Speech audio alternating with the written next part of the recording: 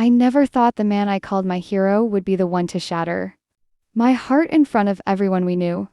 But that warm summer evening at our backyard BBQ, my Navy SEAL husband's words exposed everything. And she smirked right at me. This is all you can handle. My name is Emily, and for 12 beautiful, exhausting years, I was married to Alex. He was a decorated Navy SEAL, strong, steady, the kind of man who ran toward danger while the rest of us prayed for his safe return. I met him when I was 23, a quiet school teacher who fell completely for his quiet confidence and the way he looked at me like I was his whole world. We built a life together near the base, a cozy house with a big backyard, Sunday mornings where he'd make coffee before heading to training, and those rare weeks home when I felt like the luckiest woman alive. I supported him through every deployment, the long silences when he was overseas, the nightmares he never wanted to talk about, the birthdays and anniversaries he missed. I held our home together like it was my mission. Friends would smile and say, "Emily, you two are goals." I believed them. I believed him when he'd pull me close and whispered that no one could ever understand him the way I did. Until that BBQ. The grill was smoking, kids were laughing. His SEAL brothers and their wives were scattered across the lawn with cold beers in hand. Alex was in his element, flipping steaks, telling stories. But something felt off lately. Late nights on his phone. Quick tempers. The way he'd pull away when I tried to hold him.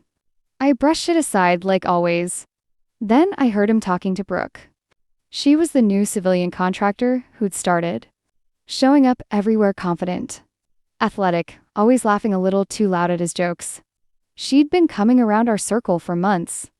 Alex raised his beer, voice carrying across the patio. Brooke gets it, guys. She knows exactly how to handle the real pressure after a mission. Not everyone can keep up with a life like mine. His eyes flicked toward me for half a second, then away. The group chuckled, but Brooke turned, locked eyes with me across the yard, and smirked that slow, victorious little curve of her lips. Loud enough for everyone to hear, she said, "Yeah, this is all you can handle, Emily. Some women just aren't built for it." The laughter faltered. My stomach dropped like I'd been punched. His words had just exposed her. Exposed them. The secret glances, the late nights, the way he suddenly had extra training. In that single moment, under the golden sunset and the smell of charcoal, I knew my marriage was broken. But I smiled anyway. I kept serving potato salad like my world wasn't crumbling. Because that's what I always did.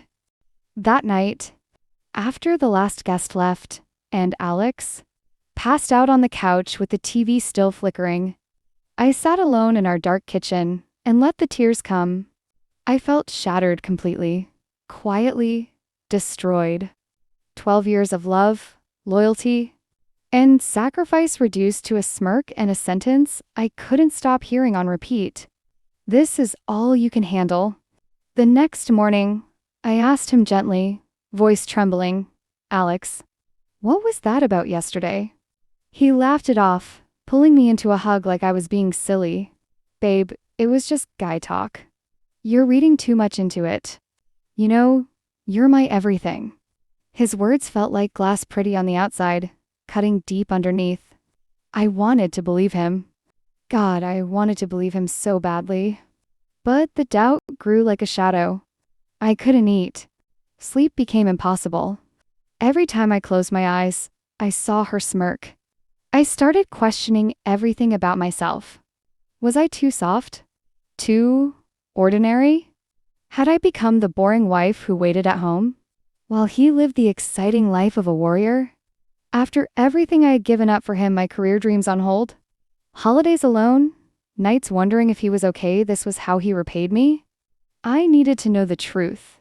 One evening while he was in the shower, I picked up his phone. No passcode. He still trusted me that much. My hands shook as I opened his messages. There they were, hundreds of texts from Brooke. "Can't stop thinking about the way you handled me last night. hotel receipts, photos of them together during what he had called training exercises. My knees gave out.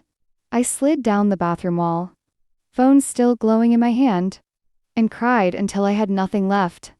The betrayal tore me apart. He hadn't just been unfaithful, he had brought her into our world, let her mock me in front of our friends, and used the very strength I had always admired against me. I felt so small, so broken.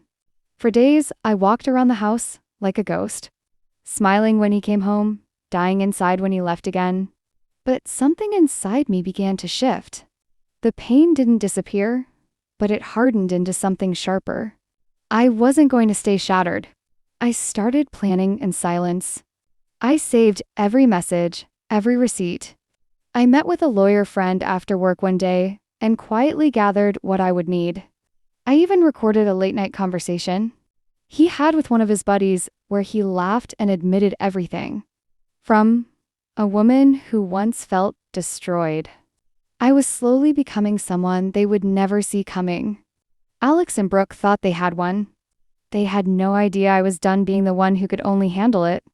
I played the perfect wife for 3 more months, smiling at family dinners, laughing at his jokes, even inviting Brooke to the next BBQ like nothing had happened.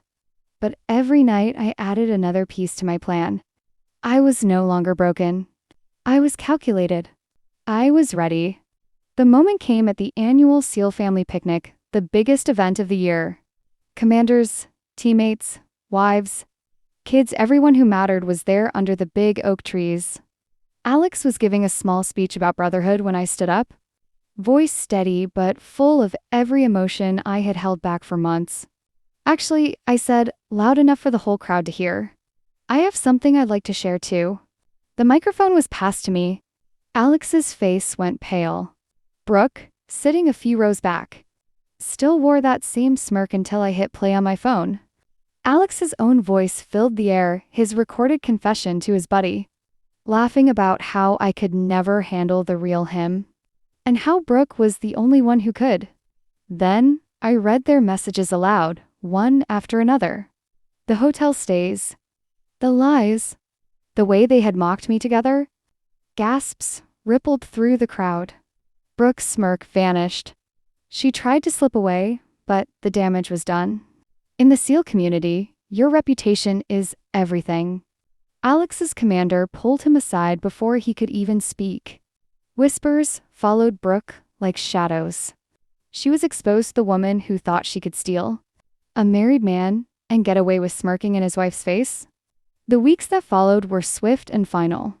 The divorce papers were served. I had every piece of evidence ready. The house became mine. The savings were divided fairly, mostly in my favor. Alex watched his next promotion disappear. His teammates distanced themselves.